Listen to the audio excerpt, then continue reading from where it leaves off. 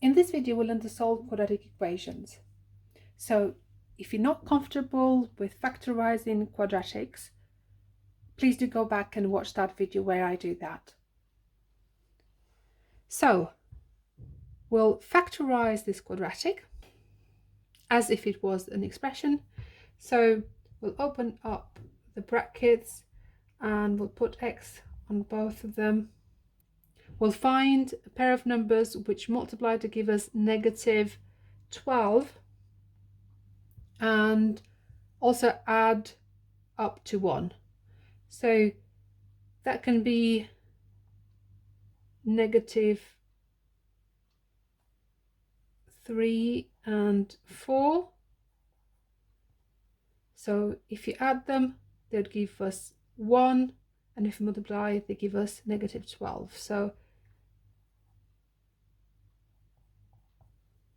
that's the two values we were after. So we factorized this quadratic. Now we need to find solutions for when this is equal to 0. And as you know, if one of the factors is 0, the answer is going to be 0. So what does that mean? Any number you multiply by 0 is going to give you 0. So that can be a 4, that can be a 5, 6, x, whatever. But if multiplied by 0, it gives us 0 as the answer. So if just one of these two is going to be equal to 0, then we've got a solution. There will be two solutions. So one of them is going to be when x take away 3 is equal to 0.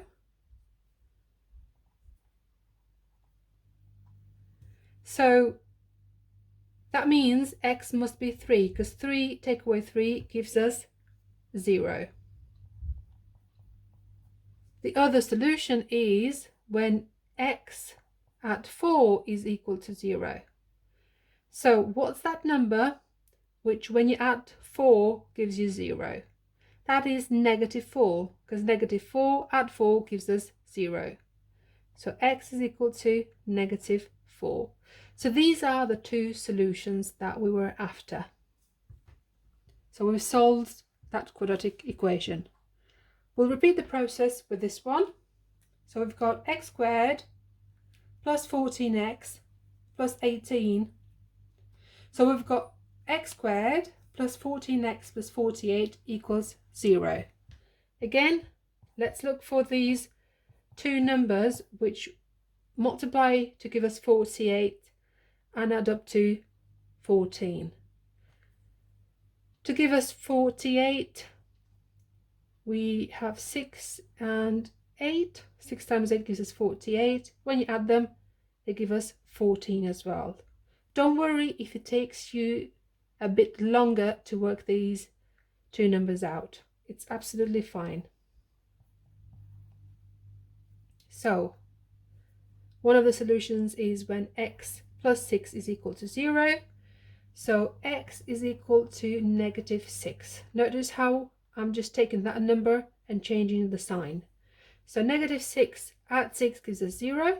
The other solution is when x add 8 is equal to 0. So x must be negative 8, because negative 8 add 8 gives us 0. So that's the two solutions for this. The other one we've got is x squared minus 9x plus 20 equals 0. So let's factorize.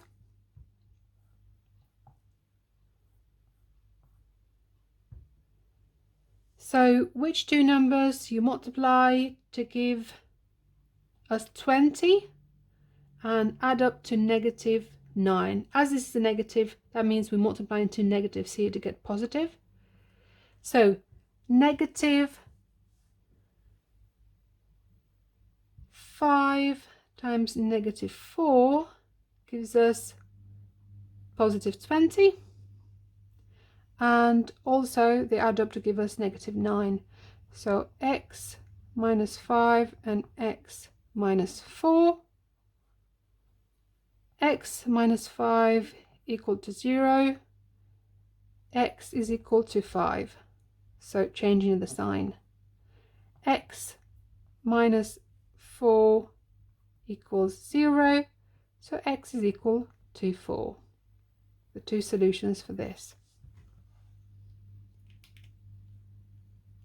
And finally, x squared minus 36. We've seen this before, the difference of two squares. So this is x plus 6 and x minus 6.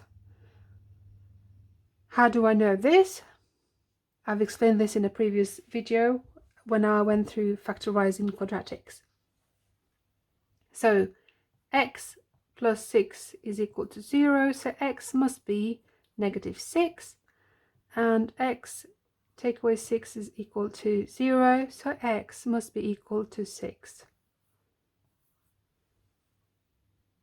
Always to check whether you've got this right, plug back the values in. So x equals 3, 3 squared is 9, add 3 is 12, 12 take away 12 gives us 0.